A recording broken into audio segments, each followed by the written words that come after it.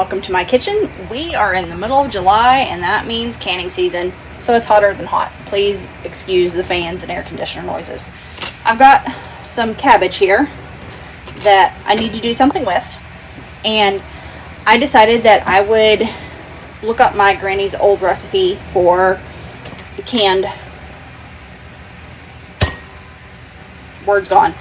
sauerkraut. There it is, canned sauerkraut. But I don't have to ferment it first. And so I called my mom and I was like, hey mom, do you remember doing this with Granny? And she's like, yeah, I remember that. I remember doing that. And so the recipe is really easy. We just slice up our cabbage and cold pack it down in the jars. And then we put a little sugar, a little salt, a splash of vinegar, and then fill with hot water and water bath it. So that's what we are going to do.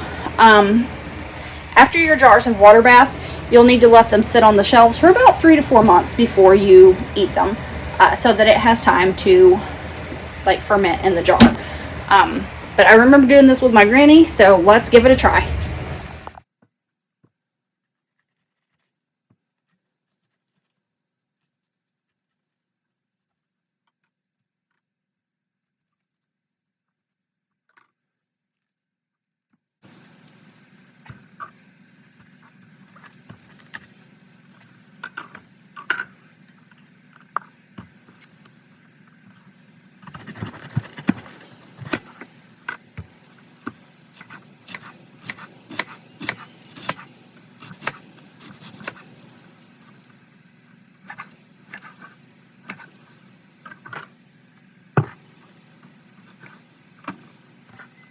I have got my cabbage all sliced up here.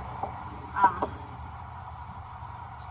don't have a food processor, so I'm having to slice it up by hand, but that's fine. I've got my jars in a hot water bath. I have got my canner going with water heating and a splash of vinegar. Makes the jars clean up easier. Let me move this out of the way.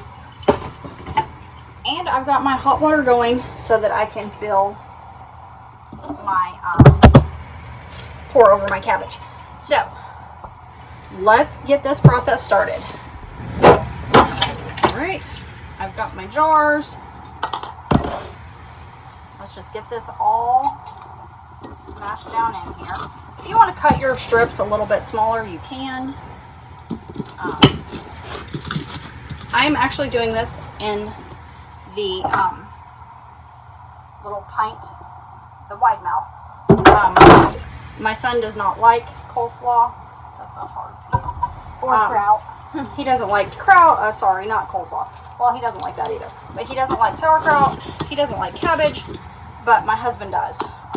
He likes it with Polish sausage.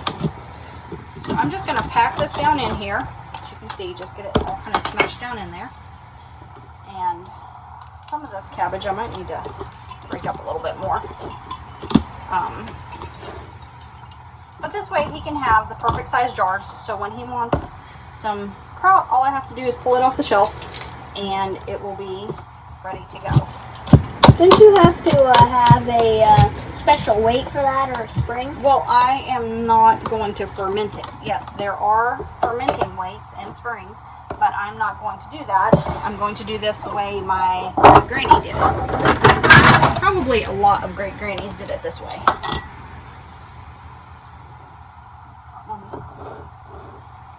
This one set aside. I'll have to cut that out here in a minute. Lots of great-grannies did their kraut this way, honey. Just want to kind of pack it all down in here. And try and get them thin. That's great. Don't you have to boil it as well? No. We are going to cold pack this up. And then we will add vinegar, sugar, salt, and hot water and can it down, and it will do all the fermenting in the jar for me. Alright, I have got some of my cabbage packed down here. I'm going to get started. Let me move this out of the way.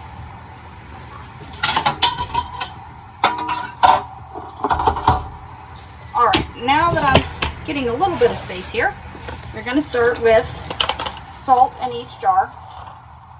Just about a teaspoon. You can use canning salt. I'm using pink Himalayan. You just want to put that right on top. Hold on one moment. Okay, sorry about that. My husband was actually calling me. And since I film with my phone, I kind of had to answer. Alright, so we've got a teaspoon of salt in our jars. Now we are going to add a teaspoon of sugar, just right on top, in each jar.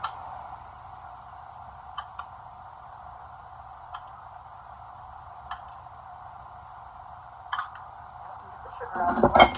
And now we want a splash of white vinegar in each jar. I'm just going to pour this in over the top. Granny never measured anything, and I rarely measure either. You want about a teaspoon or so in your jar. This is what's going to give your kraut that slightly sour taste. Okay, now that we've got that, we are going to want to put hot water over our sauerkraut. Well, our cabbage at the moment. It's not sauerkraut yet, but we're getting there. So I'm going to start with my hot water here and just start putting it into the jars. Now remember, my jars have been in a hot water bath to prepare them for the hot water, and then they're going straight into a canner. You want to leave headspace at the top of your jar, but you want the hot water to cover your cabbage.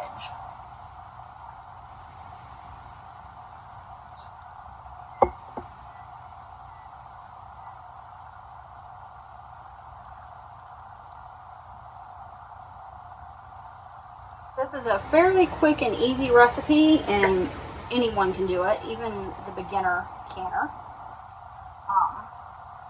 It's one of those recipes that I think probably many a grandma has used this. Maybe your own mom or even you. But this just takes the place if you don't have the time or the room to ferment your cabbage. And it looks pretty in the jar, and you get to watch it change. After I let my jar set for 24 hours, I will put them in the pantry, and then you can see the cabbage change as it goes. Okay, I need to grab my paper towel so I can clean these rims, and then we'll get them ready to go in the canner.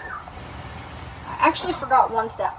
We've got the hot water in here. We just need to kind of debubble, poke it down in there, and just get your bubbles. Make sure your cabbage is all under the water. And just go down along the sides to get any bubbles out from around your cabbage.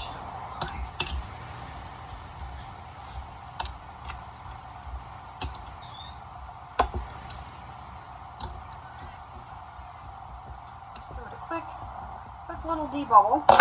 Alright, now I've got my paper towel here. I'm going to get some vinegar on it. Or just white vinegar, and I'm going to go around the top of each jar just to make sure that there's no residue of anything on there, and that will help my lids seal. Okay, I've got my, I know you don't have to soak your lids anymore, but I do. It's just, I don't know, maybe a comfort thing.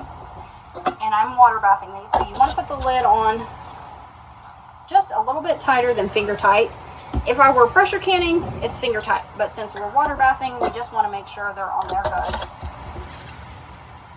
The jars are a little bit hot, so be careful. You don't want to burn yourself.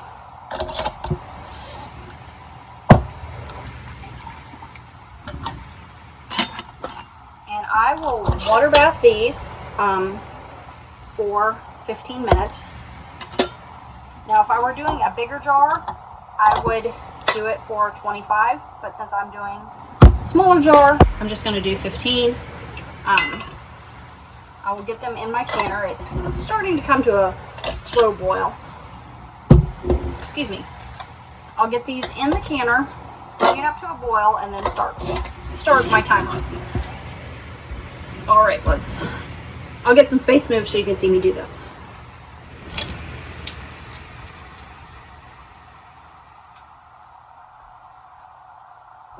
And you want your water to come up over top of your jars just a little bit, by about an inch. Let me see how many of these jars I can actually get down in my canner.